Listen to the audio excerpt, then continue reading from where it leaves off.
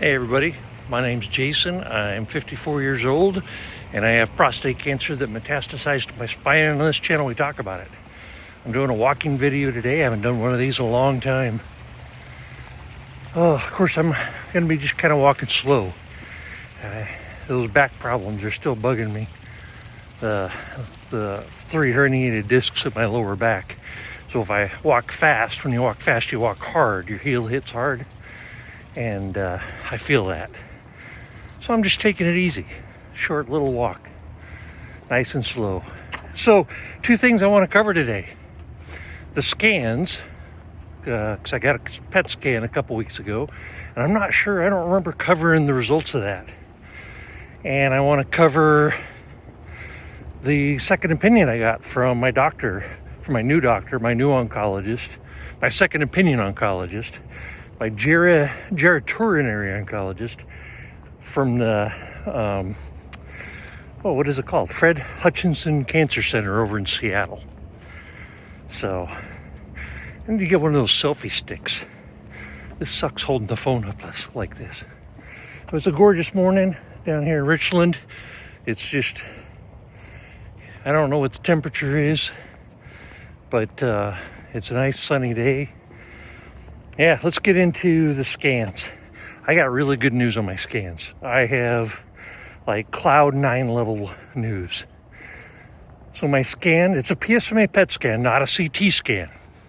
A CT scan can see the size and shape of organs and tumors.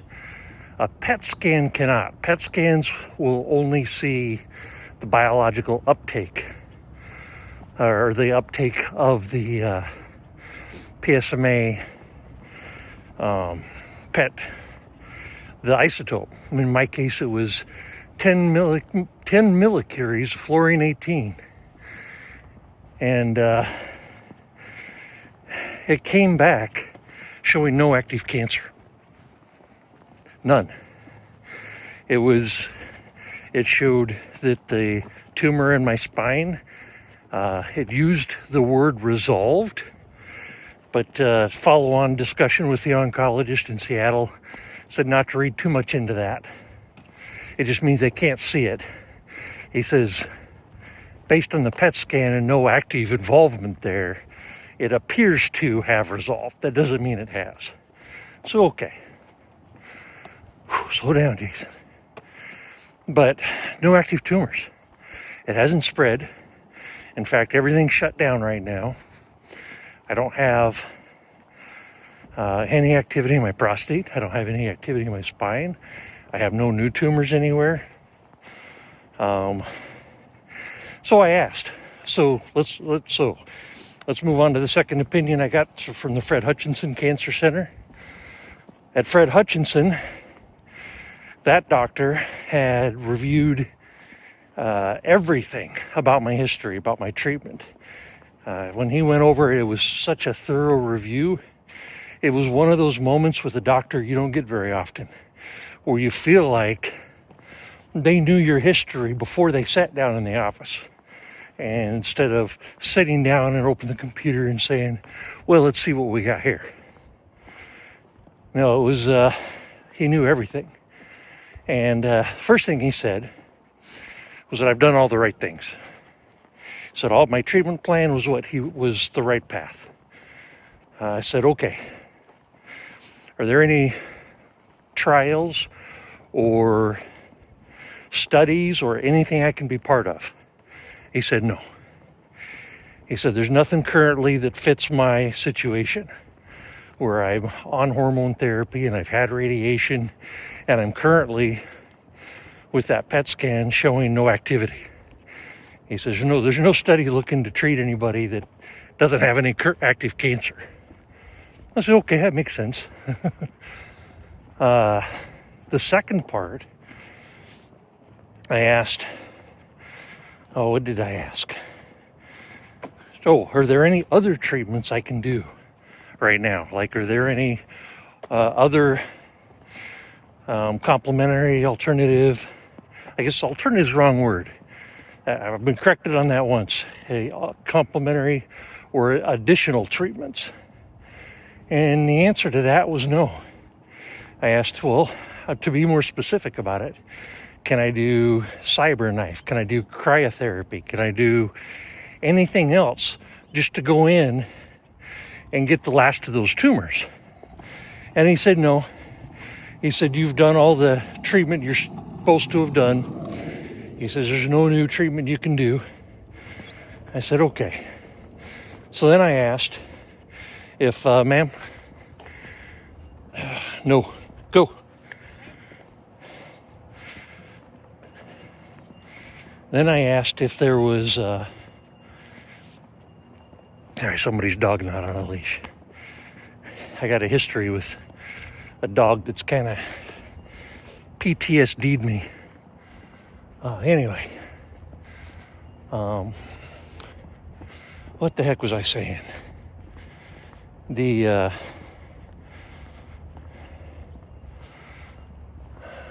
Oh yeah, so no alternative. He says, you can't do cryotherapy or anything like that.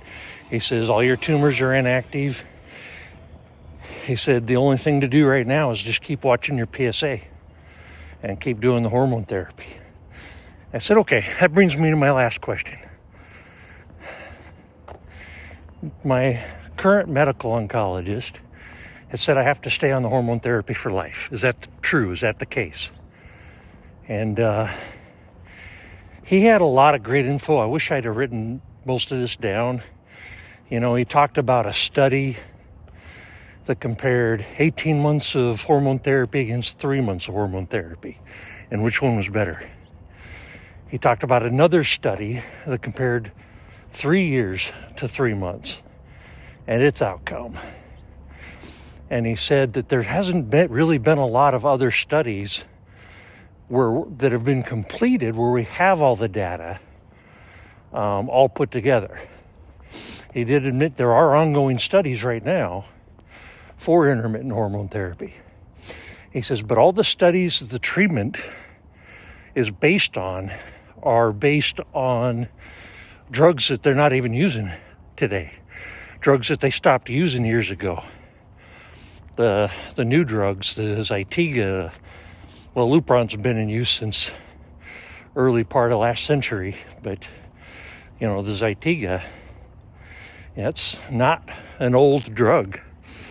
So they don't have studies on its efficacy,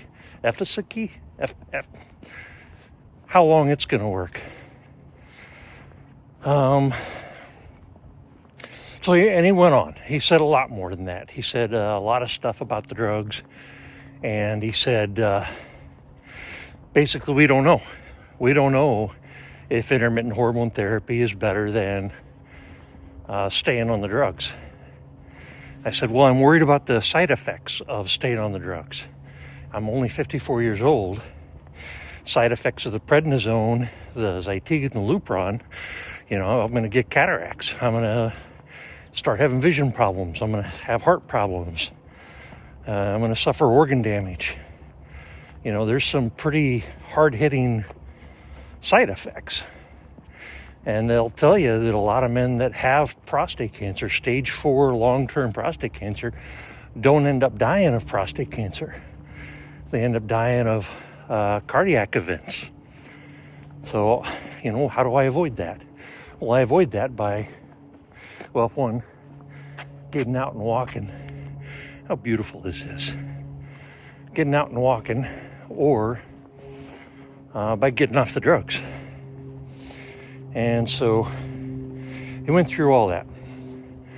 And I said, okay, thinking he'd answered my question, not knowing what the answer was. And my wife, God bless her, said, that's not an answer. And she looked at him and said, doctor, if you were in his situation, what would you do? It's like, oh, that's a better question. He said, if I were him, with how well he's doing, with the treatments he's on, with the treatments he's been on, he said after 2 to 3 years of the drugs, he said I would consider a break. This is my turnaround point. Whew. He said, he said he'd take a break. I said, well, how do you decide between 2 years and 3 years? And he said, I don't know. He says, I think if it was me and I was looking at that, I'd have to evaluate my PSA levels. Are they steady rock bottom, undetectable?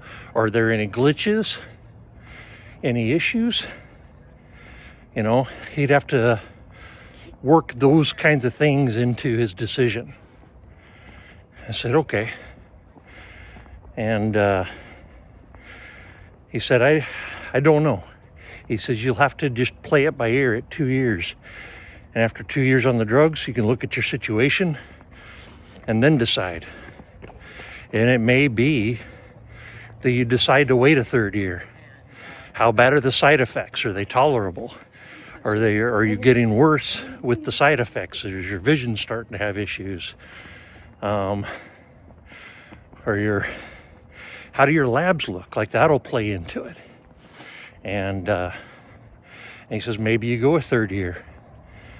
And he says, and by then, because this last August was my first full year on the drugs. So August, 9 months from now will be 2 years on the drugs. And after 2 years, they may have data on the studies that are going on right now. They may have data that says, hey, this is what we know now about intermittent hormone therapy. PCRI has a lot of information on this, and they're working on getting more. So maybe I'll know more then. I don't know. My gut tells me that come August, I'm going to stop the drugs. Now, I do have a big concern. My big concern, something I've been trying to get information on, but it's just a lot of sketchy, well, I think type information. And that's the fact that I was metastatic with a PSA of less than 5. Generally, what I find is that may be an indicator that my cancer is more aggressive. Now, that doesn't make sense with the cancer that was in my prostate, because that was a low uptake value. I forget it was like 5, 6, 7, 8. Whereas the one tumor in my spine was aggressive with an uptake value of like 25. And yeah. So I have aggressive metastatic cancer floating around in my body, right? It's in your body. It's out of the containment. And if I stop the drugs, is the tumor that's going to eventually form, because it will come back. The cancer is going to come back. Is the tumor that's going to form going to be an aggressive tumor? If it is, will the drugs work again, or will having stopped the drugs prevent them from working again? And if the drugs don't work and it is aggressive, what are my treatment options? Well, these are the things I'm going to have to think about. There's Pluvicto, the lutetium-177 treatment out now. There's maybe I'm a candidate for immunotherapy.